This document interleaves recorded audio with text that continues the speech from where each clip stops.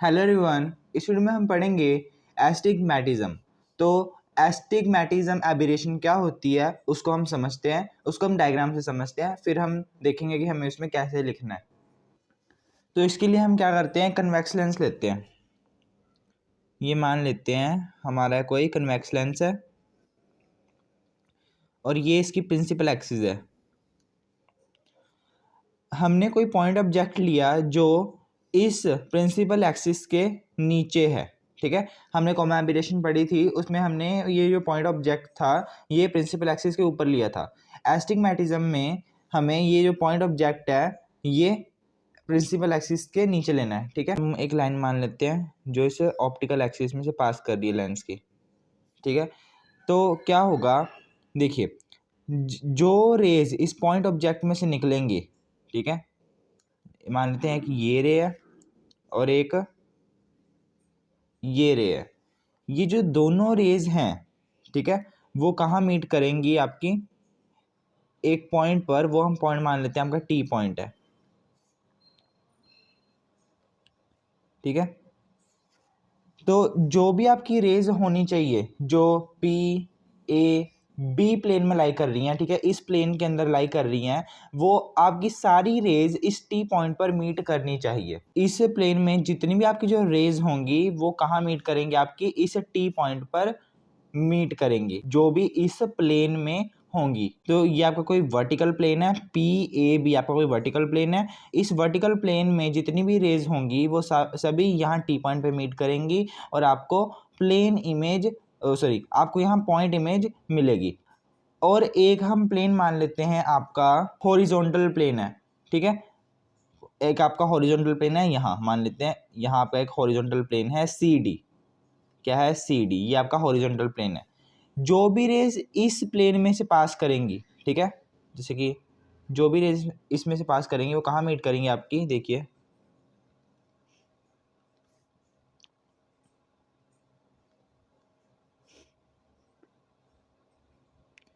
वो इस पॉइंट पर मीट करेंगी, वो हम पॉइंट मान लेते हैं एस पॉइंट पर मीट करेंगी। जो आपकी रेज इस प्लेन में लाई करेंगी पी ए बी, ठीक है, जो रेज आपकी पी पॉइंट में से निकलेंगी और इस प्लेन में से पास करेंगी पी ए बी प्लेन में से, वो सारी रेज आपकी इस टी पॉइंट पर मिलेंगी, ठीक है। और जो इस हॉरिजॉन्टल प्लेन के में से पास करेंगी, जो रेज मान लेते हैं ये आपका सी डी कोई हॉरिजॉन्टल प्लेन है, इसमें से पास करेंगी वो किसी पॉइंट एस पे मिलेंगी, ठीक है।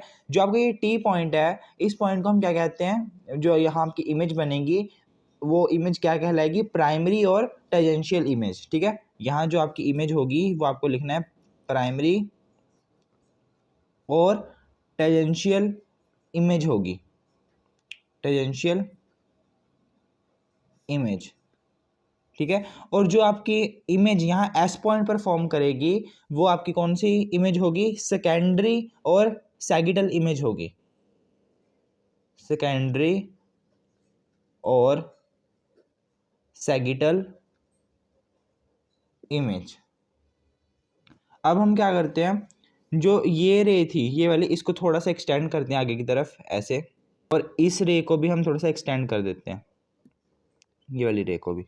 जो ये एस पॉइंट था, ठीक है, जो आपका ये एस पॉइंट था, इस एस पॉइंट पर लाइन ड्रॉ करते हैं जो कि ए बी लाइन के बिल्कुल क्या होगी, पैरेलल होगी। जो ये आपकी ये ए बी लाइन थी ना, इस प्लेन में जो ये ए बी लाइन थी, ठीक है, इसके बिल्कुल पैरेलल होगी और जो ये एस में से पास कर रही है।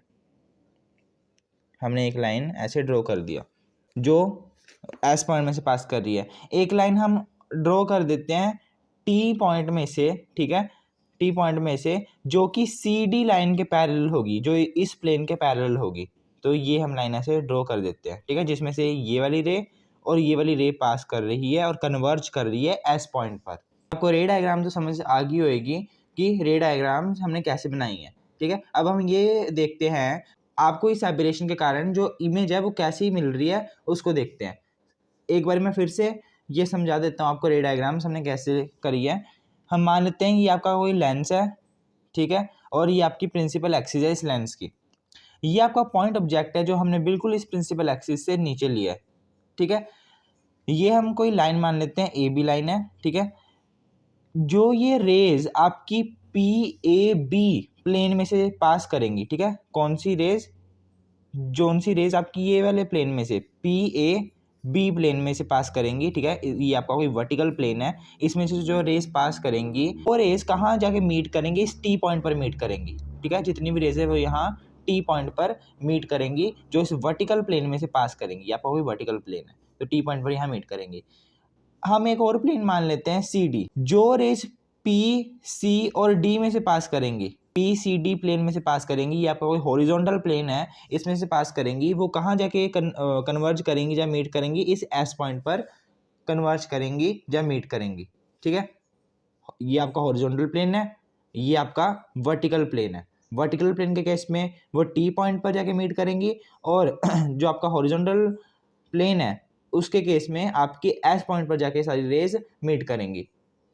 जो ये वाला पॉइंट है इसको हम मान लेते हैं प्राइमरी और टेंजेंशियल इमेज मान लेते हैं, ठीक है। जो आपकी इमेज यहाँ बनेगी वो इमेज हम उसको हमने क्या नाम दिया, प्राइमरी और टेंजेंशियल इमेज। और जो इमेज आपकी S पॉइंट पर मिलेगी हॉरिजॉन्टल प्लेन में से पास होने के बाद, उस इमेज को हमने क्या नाम दिया, सेकेंडरी और सैगिटल इमेज। अब हमने क्या किया, हमने S पॉइंट पर एक लाइन ड्रॉ की जो आपकी AB लाइन के बिल्कुल पैरेलल है, ठीक है।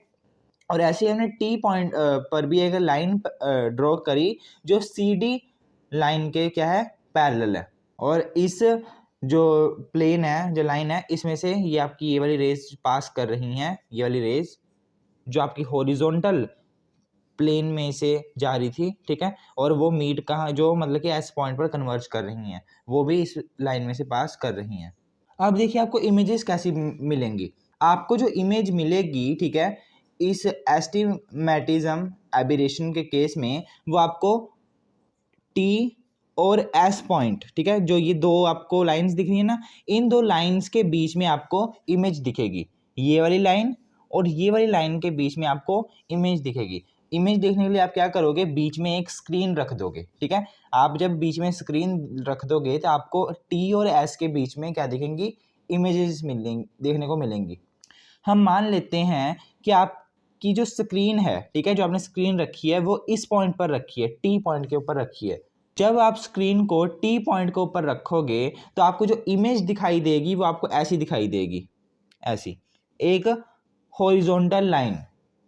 जब आप इसको थोड़ा सा आगे करोगे, ठीक है, अब आपने क्या किया, इसको थोड़ा सा आगे करा तो आपको इमेज अब कैसी दिखाई देगी, ऐसी दिखाई देगी, एक एलिप्स की तरह दिखाई देगी, ठीक है, हॉरिजॉन्टल एलिप्स की तरह आपको दिखाई देगी। सिमिलरली और आगे करोगे तो थोड़े सा और ये एलिप्स जो है बड़ा होगा, ठीक है, थोड़ा सा ये ऐसे बन जाएगा। और थोड़ा और आगे करोगे तो एक आपका पॉइंट आएगा, मान लेते हैं वो पॉइंट है कौन सा, MN, ठीक है, MN मान लेते हैं, ये आपका MN है, यहाँ MN।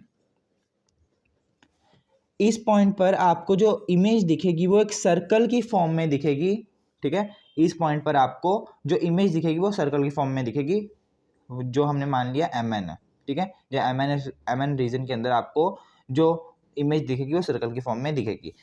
अब इससे थोड़ा और आगे जाओगे तो आपको अब वर्टिकल एलिप्स बना हुआ दिखेगा, वर्टिकल एलिप्स, ठीक है। पहले तो यहाँ हॉरिजॉन्टल एलिप्स था, ठीक है, अब वर्टिकल, फिर और ये पतला होता जाएगा और लास्ट में एक लाइन दिखेगी जो कि वर्टिकल लाइन होगी, ठीक है। मैं यहाँ बना देता हूँ ऐसे, फिर ऐसे इमेज दिखेगी, ऐसे ये जो है बढ़ता जाएगा एलिप्स, ठीक है।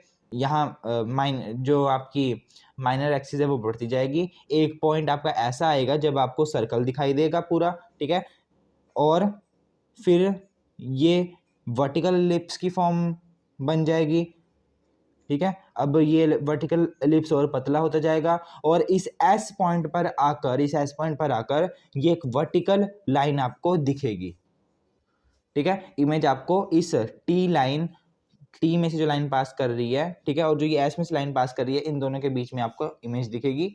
जब स्क्रीन को आप आगे पीछे मूव करोगे तो आपको ऐसी इमेजेस देखने को मिलेंगी।